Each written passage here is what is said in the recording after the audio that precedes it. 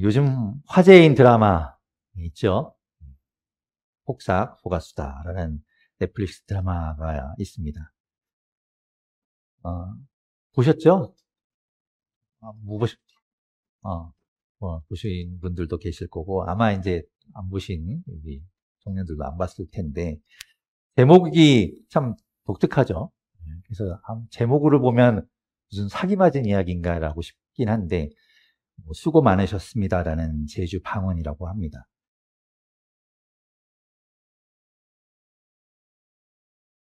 내용이 보셔서 아시겠지만 우리의 삶에 대한 이야기예요. 부모 세대로부터 이어지는 그런 수고로운 삶에 대한 이야기를 담고 있습니다. 보다 보면 울다가 웃다가 이렇게 참 잘 만든 드라마구나 이런 생각을 하면서 보게 됩니다. 보면서 작가가 글을 참 잘 썼고 감독이 잘 연출을 해서 또 배우들이 연기를 워낙 잘해서 보다 보면 그 시점에 맞게 또 우리가 보게 되죠. 어린아이가 주인공으로 나올 때는 또 부모를 바라보게 되고 또 그 아이가 성장해서 어른이 되면 그 눈으로 우리가 또 자녀들을 바라보고 세상을 바라보게 됩니다. 한 중반쯤 이제 지나가면서 이야기는 자녀에 대한 이야기로 이제 바뀌고 있는 걸 볼 수 있어요. 그래서 그 자녀를 바라보는 부모의 심정을 우리가 같이 공감하게 됩니다. 미래에 대한 욕심이 많은 딸, 그래서 형편이 참 넉넉지 않음에도 불구하고 하고 싶은 것도 많고 또 꿈도 꾸긴 하지만 그것을 다 이루지 못하는 것 때문에 속상하는 그 딸의 투정을 보게 되잖아요. 아버지는 그 딸의 투정을 다 들어주죠. 묵묵히 다 들어줍니다. 그러면서 이렇게 이야기하죠. 해. 하고 싶은 거 해. 아버지 아직 여기 있잖아. 아빠 여기 있잖아. 라고 이야기합니다. 그 딸이 기죽지 않도록, 꿈을 접지 않도록, 현실 때문에 꿈을 포기하지 않도록 어떻게 해서든지 도움을 주려고 하는 그 아버지의 마음이 느껴지는 것 같아요. 그게 이제 부모의 마음이겠죠. 때로는 말이 거치게 나가기도 하고, 해줄 수 없는 것 때문에 막 혼내기도 하고 꾸중하기도 하지만, 마음으로는 도와주고 싶고, 어떻게든지 도움이 되고 싶은 그 마음. 하지만 그러지 못해서 미안한 마음. 그것이 부모의 마음일 겁니다. 그래서 그것을 알기 때문에 그 아버지의 대사가 그렇게 그냥 다가오는 것 같아요. 아빠, 아직 여기 있어. 라는 그 말이죠. 오늘 말씀을 묵상하는데 그 아버지의 마음이 느껴졌어요. 하나님도 이런 마음이시겠구나. 우리를 바라보면서 아빠 아직 여기 있다. 너의 아빠 아직 여기 있다라고 말씀하시는 것 같았어요. 그러니 두려워하지 말아라. 걱정하지 말아라. 라고 말씀하시는 하나님이 느껴졌습니다. 우리는 미래에 대한 걱정과 두려움을 달고 삽니다. 그것 가운데 살아가고 있는 것 같아요. 그게 너무 커지면 그것 때문에 현실이 있음에도 불구하고 그 현실을 잘 누리고 즐기지 못하죠. 나중에 어떻게 될지 모르는 그 걱정 때문에 거기에 그냥 매몰되어서 어떻게든 더 하나라도 준비해야 되는 것 아닌가, 더 대비해야 하는 것 아닌가라고 걱정하며 막 노력을 합니다. 그렇게 걱정하고 준비하고 잘 대책을 세워보려고 하지만 그렇다고 해서 걱정이 없어지는 것 아닌 것 같아요. 이게 내가 준비한 것이 다 된 건가? 이 정도면 충분한가? 그것 또한 우리가 알 수 없으니까 말이죠. 우리가 알고 있는 창세기의 이제 야곱의 아들 요셉 이야기를 우리는 알고 있습니다. 요셉이 그 형들 때문에 이집트의 노예로 팔려가잖아요. 그래서 이집트 왕 바로의 경호대장, 친위 대장인 보디발이라는 사람이 이제 집에 팔려가게 되는데 거기에서 우여곡절을 겪고 여러 가지 사건을 겪으면서 결국에는 이 요셉이 바로의 꿈을 해석하는 기회를 얻게 되죠. 그래서 그것 때문에 꿈을 해석해주고 총리의 자리에 오르게 됩니다. 요셉이 해석한 바로의 꿈은 무엇이었는가 하면 1년 동안 앞으로 흉년이 먼저가 아니죠. 흉년이 먼저 있게 되고 그 흉년 이후에 7년 동안 흉년이 있을 것이다 라는 것이 꿈의 내용이었어요. 그러니까 7년 동안 아주 풍년이 들 때 식량을 잘 비축해 놓고 준비를 해 놓고 그 다음에 다가올 흉년, 7년을 잘 견디라. 이런 메시지였습니다. 하나님께서 바로의 꿈을 통하여 알려주신 정해진 미래였어요. 7년 동안 식량을 모아둡니다. 그래서 잘 막 준비를 해놔요. 그렇다면 그것 때문에 걱정이 없어졌을까? 제가 생각을 해보는데요. 제가 요셉이라면 그럼에도 불구하고 걱정했을 것 같아요. 야, 이걸로 충분할까? 더 준비해야 되는 건 아닌가? 이거 혹시나 이게 뭐 불이 나거나 또 곡식인데 이게 상하게 되면 어떡하나? 늘 그냥 전전긍긍했을 것 같고 7년 흉년이 올 거라고 했는데 그게 조금 더 길어지면 어떡하지? 그런 걱정 때문에 7년 흉년을 지나면서도 걱정을 하면서 하루하루를 보냈을 것 같다는 생각이 듭니다. 우리에게 정해져 있는 미래가 있고 그것을 우리에게 알려주신다고 해도 아마 우리는 걱정하면서 살 거예요. 불안해할 겁니다. 누구나 우리는 아마 그 걱정 가운데 살아가고 있는 것 같아요.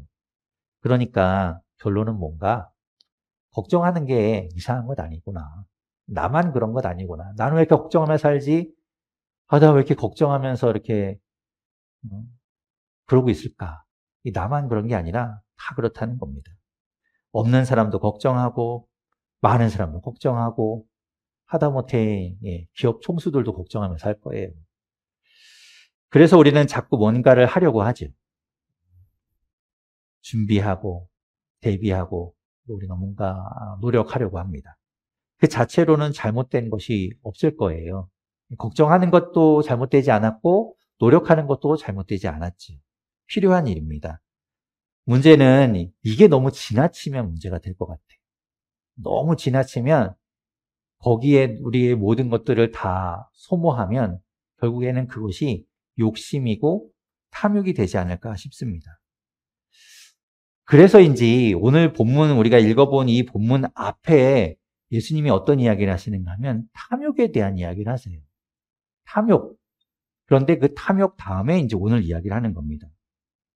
처음에는 내가 필요해서 걱정 때문에 준비하는 일이지만 그게 지나치게 되면 나중에는 그 탐욕이 우리를 끌고 간다는 거예요. 정신을 차려보면 탐욕에 끌려가고 있는, 탐욕에 매몰되어 있는 나를 깨닫게 된다는 것이죠. 그러니까 그렇게 되지 않도록 처음에 시작되는 그 걱정에서부터 우리가 잘 제어하고 그것을 대비할 필요가 있는 거예요. 그래서인지 말씀드린 것처럼 탐욕을 이야기하고 오늘 이제 이 걱정에 대한 이야기를 예수님이 하십니다. 오늘 본문 22절부터 24절 다시 한번 읽어볼까요? 예수님이 어떤 이야기를 하시는가 한번 들어보도록 하겠습니다. 22절부터 24절 같이 읽어볼게요. 시작. 예수께서 자기의 제자들에게 말씀하셨다. 그러므로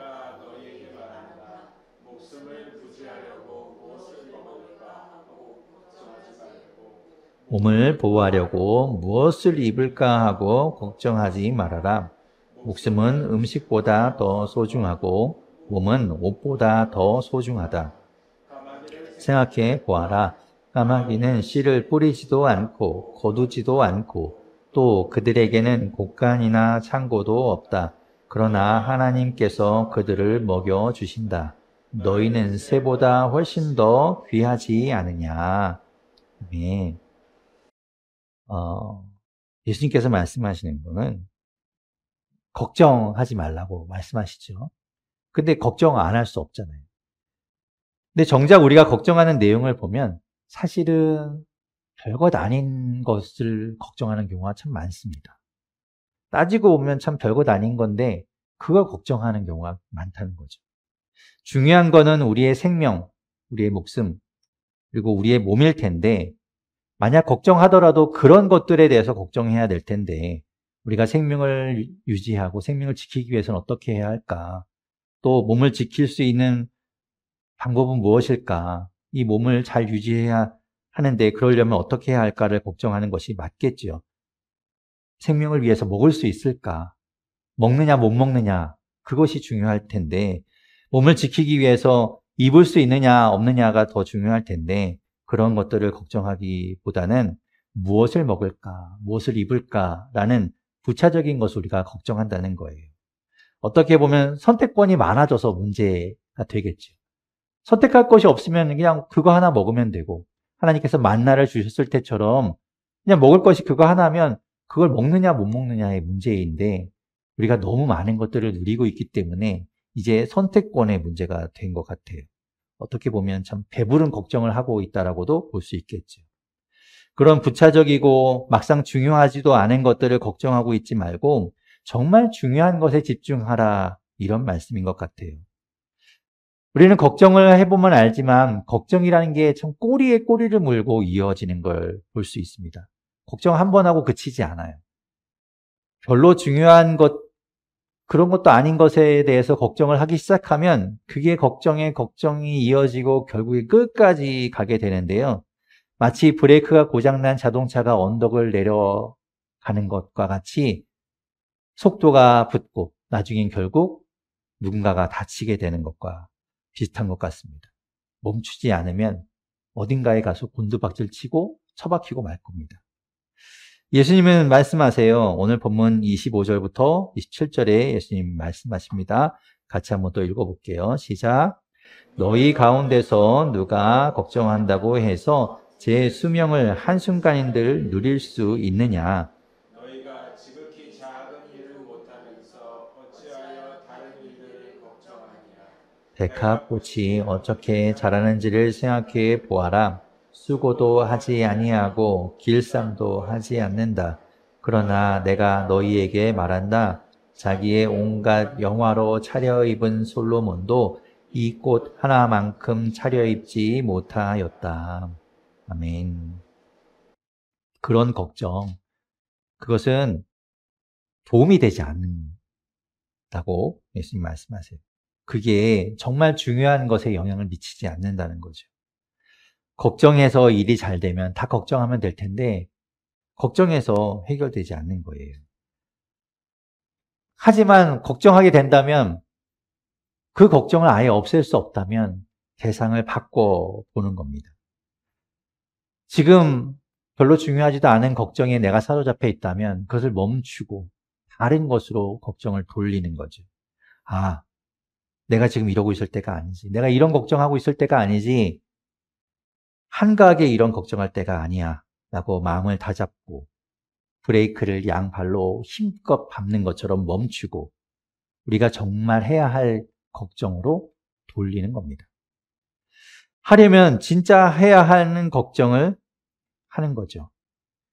그 걱정이 앞에서 예수님 말씀하신 것처럼 우리의 생명에 관련된, 우리의 몸과 관련된 그것이 더 중요한 걱정일 테니 그것으로 눈을 돌리는 겁니다. 그러니까 걱정을 해야 한다면 차라리 그런 걱정을 하는 것이죠. 생명을 얻고 생명을 유지하려면 어떻게 해야 할까? 우리 자신을 지키기 위해서, 우리 자신을 바로 세우기 위해서, 이런 세상 가운데 나를 지키기 위해서 나는 어떻게 해야 할 것인가? 차라리 그런 걱정을 하는 겁니다.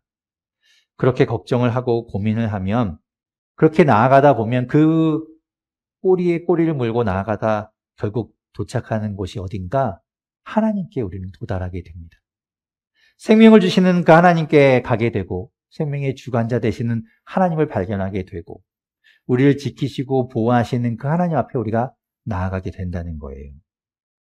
그러니까 차이가 나타나게 되는 거죠.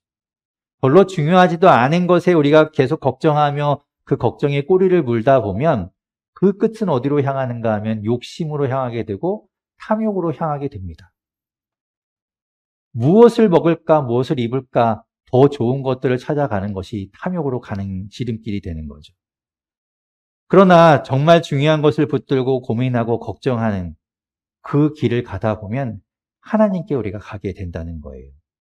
그래서 구도자가 길을 찾아가다 하나님을 발견하게 되는 것처럼 말이죠. 예수님은 말씀하십니다. 오늘 본문 28절에서부터 31절에 또 이렇게 말씀하세요. 같이 한번 또 읽어볼게요. 시작. 믿음이 적은 사람들아 오늘 들에 있다가 내일 아궁이에 들어갈 풀도 하나님께서 그와 같이 입히시거든 하물며 너희야 더 잘 입히지 않으시겠느냐. 그러므로 너희는 무엇을 먹을까 무엇을 마실까 하고 찾지 말고 염려하지 말아라. 이런 것은 다 이방 사람들이 추구하는 것이다. 너희 아버지께서는 이런 것이 너희에게 필요하시다는 것을 아신다. 그러므로 너희는 그의 나라를 구하여라. 그리하면 이런 것들을 너희에게 더하여 주실 것이다. 아멘. 그러니까 우리는 무엇을 붙들고 무엇을 걱정해야 할까요? 이야기했듯이 중요한 것, 무엇이 소중한가, 무엇이 귀한가, 없으면 안 되는 것을 추구하고 그것을 찾고 그것을 구해야 한다는 겁니다. 곧 그 끝에 계신 하나님을 찾아야 한다는 것이죠. 하나님이야말로 우리에게 소중하고 귀하신 분인 겁니다. 그러니 그분을 추구하십시오. 그분을 찾으십시오. 하나님을 얻기 위해서 하나님께 더 가까이 가고 하나님과 더 친밀해지고 그렇게 해서 하나님의 뜻을 알기 위해서 고민하고 애쓰십시오. 그것이 중요하다는 거예요.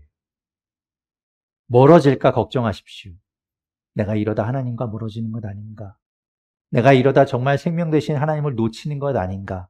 그렇게 걱정해야 마땅하다는 겁니다. 그것이 우리가 해야 할 값진 걱정인 거예요. 그런 우리에게 하나님은 부가적인 것들을 채워주십니다. 하나님도 우리를 알고 계시거든요. 우리가 무엇을 필요로 하는지, 우리에게 없어서는 안 되는 것이 무엇인지 이미 하나님은 알고 계시기에 그런 것들을 채워주시고 베풀어 주신다고 말씀합니다. 부모도 자녀에게 하물며 좋은 것을 주려고 노력하고 자녀가 무엇이 필요한지를 살피려고 하는 마음이 있는데 하나님이 그러시지 않겠느냐라고 묻고 있는 것이죠. 가진 것이 넉넉하지 않은 부모도 아빠 아직 여기 있어. 엄마 아직 여기 있어. 걱정하지 마. 하고 싶은 것 해. 꿈 접지 마. 앞으로 나아가. 라고 말하는데 하나님은 더하시지 않겠느냐는 거죠. 우리를 소중하고 귀하게 여기시는 하나님이시니 말입니다. 우리는 하나님 안에 있는 사람들입니다. 누군가는 그렇게 도를 찾고 그 끊임없이 중요한 것들을 구하고 구해서 하나님을 발견하지 못하는 사람들이 있는데 우리는 이미 그 하나님 안에 있는 사람들이죠. 벌써 우리는 중요한 경지에 돌아와 있고 도달해 있습니다. 그런 우리가 중요하지 않은 것에 자꾸만 집중하고 그것에 우리의 모든 에너지를 쏟고 거기에 매몰되지 않기를 바라고 하나님께 눈을 돌릴 수 있기를 바랍니다. 그러려면 말씀 보고 기도하고 찬양하고 하나님을 묵상하는 그런 삶으로 나아가야 되는 거예요. 하나님 안에 있으면서. 그런 삶이 정돈되고 또 단순화되죠. 여러분도 아마 경험해 보셨겠지만 하나님의 안에 있으면서 하나님 말씀 보고 묵상하고 그런 삶을 살아가면 삶이 정돈됩니다. 불필요한 것들이 다 그렇게 중요하지 않게 여겨지고 내 삶이 단순화되는 것을 느낄 수 있어요. 걱정하고 염려하고 근심하지 않을 수 없지요. 어쩌면 우리가 짊어진 무게일 거예요. 삶의 무게. 하지만 그것을 없앨 수는 없지만 그 대상을 바꿀 수 있기를 바랍니다. 중요하지도 않은 것 붙들고 걱정하고 그것을 따라가는 삶이 아니라 정말 중요한 것을 추구하는 삶이 되기를 바랍니다. 그래서 그것을 고민하고 추구하며 살아갈 때 하나님께 도달하는 우리 모두가 되기를 바랍니다. 그렇게 정말 소중하고 귀한 것들을 추구하며 살아가는 저와 여러분 되기를 주님의 이름으로 축원합니다.